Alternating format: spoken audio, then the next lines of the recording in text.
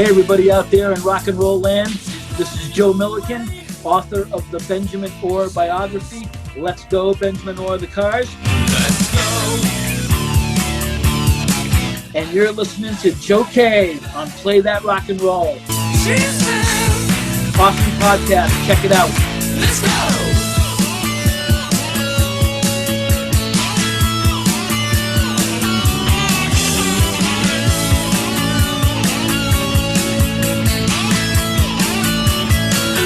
I think you can't talk about Ben without acknowledging his partnership with Ric Ocasek.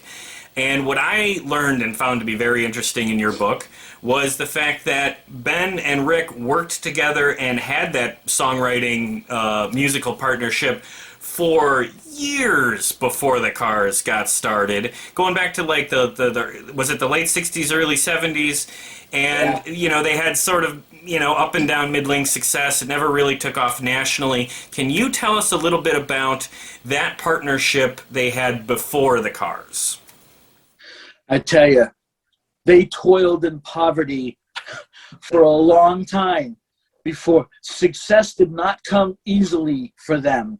And that's a credit to them that they stayed together for as long as they did and saw it through.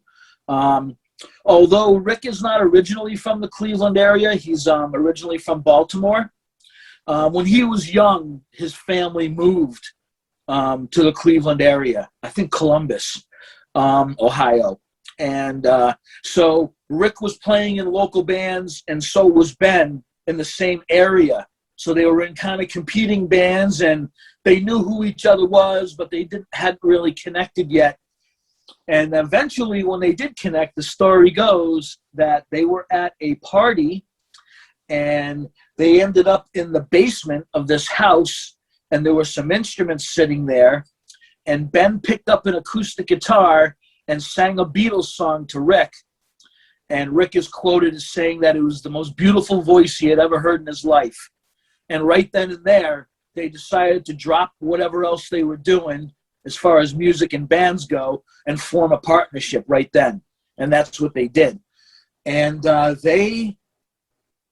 tell you, they toiled away for about a decade before they finally landed in Boston and got their record deal. It did not come easy for them. Ric was a unique guy. You know, usually a band gets together, a bunch of guys get together and say, we want to be in a band together, and then they write some songs and go from there. Well, Ric kind of took the opposite approach from that. He considered himself a songwriter first and foremost, so he would write a bunch of songs, and then he would try to go out and find people to play his songs. So he kind of did it in a different way than your conventional band would. So he would write these songs, bring in guys, okay, this isn't working, and he'd write a whole bunch of other songs and bring in some other new guys, and he just kept doing that over and over again. But once he met Ben, Ben was the one constant once they got together. So even though he was still kind of chucking guys out of the band and bringing in new people, Ben was always there. He always kept Ben because Ben had the rock star looks and Ben had that voice. So he knew if someday I'm going to make it, and if I do, he's going to be a big part of it. So these guys were all over the place. They had 3 or 4 different incarnations of their band. He wrote a whole bunch of different batches of songs. They went from East Lansing, Michigan, back to Ohio. Then they said, let's go to New York City and try to get our record deal there. They went to New York City, toiled away there for a while, upstate New York, back to Ohio. So these guys logged a lot of miles for a lot of years, starving to try to make it as musicians. It did not come easy for them. And then at one point when they were back in the Ohio area, Ric decided he wanted to go to Boston. He heard it was a real hotbed of music.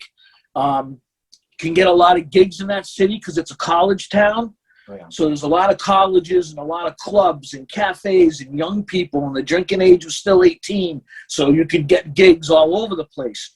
So he decided he wanted to go to Boston. This is like around 71, 72, early 70s. But Ben was a little discouraged at that point because they had already gone back and forth and all over the place. And he had also just lost his dad. His dad passed away when he was pretty young. So he wanted to stay in Cleveland with his mom to make sure that she got settled in and she was going to be okay. So Rick actually went to Boston first. But then he kept calling Ben, you got to come to Boston. So after about 6 months or so, Ben finally went to Boston too. And that's where they formed a band called Captain Swing, which a really cool band. They didn't get a record deal as Captain Swing, but there's some demo songs that are out there that you can find on YouTube and the internet to hear them. And I describe them as they were sort of a Steely Dan sounding kind of band. They had you could hear the Cars there kind of bubbling up to the surface, but they had kind of a jazzy sound to them too. It wasn't as simplified sounding as the Cars. It was a little jazzier sounding. So Captain Swing started to develop a little bit of a following in Boston. And back in those days, unlike radio is now, a DJ could play some of their own stuff. They could hear a band in town that might have had an album or a demo out and play their stuff on the radio. Now they have to follow a format and you can't do whatever you want. Yeah. Well, back in the 70s, DJs had a little more freedom. Yeah. So there's a famous DJ in Boston. Her name is Maxanne Sartori. She was also famous for helping Aerosmith get their first record deal in Boston. She also helped Billy Squier get his first record deal. So she was really big in Boston, and she was in a club one night, and she heard Captain Swing, loved Ben's voice, loved the uniqueness of Rick's lyrics. And she approached them after the show. They had a demo tape made already. They gave her the demo tape, and she started playing Captain Swing on WBCN. And BCN is one of the most famous FM rock stations, although rest in peace, it's no longer around now. BCN was one of the big rock stations in all the country, very influential station. She started playing their music, and that sort of really ignited them. And as they changed their name to the Cars, when they brought in their drummer, David Robinson, that helped get them a record deal. So it's pretty amazing that they were getting played on the radio before they even got their record deal. Yeah. And it sort of helped them get their deal.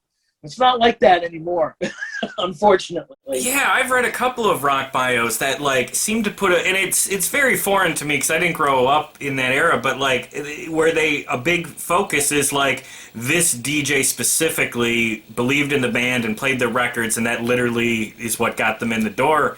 I read an AC/DC book, and there's some guy in Jacksonville that just played him on repeat, and that had a big influence. Very interesting difference between what the music industry was and unfortunately is no longer. So that's what happened with Rush. That's what happened with Rush too. Oh, okay. They had a tough time getting into the American market. Oh, and, as a matter of fact, in Cleveland.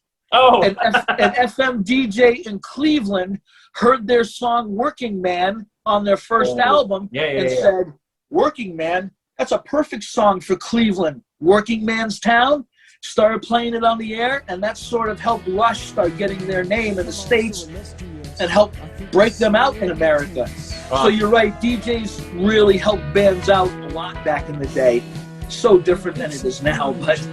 Oh, that's very cool. I didn't know that. Always did some other guy. It's just a broken lullaby. Bye-bye, love. Bye-bye, love. Podcast, check it out. All right, man, you made my day. Thank you so much for that. You put me on the spot. I hope it came through okay.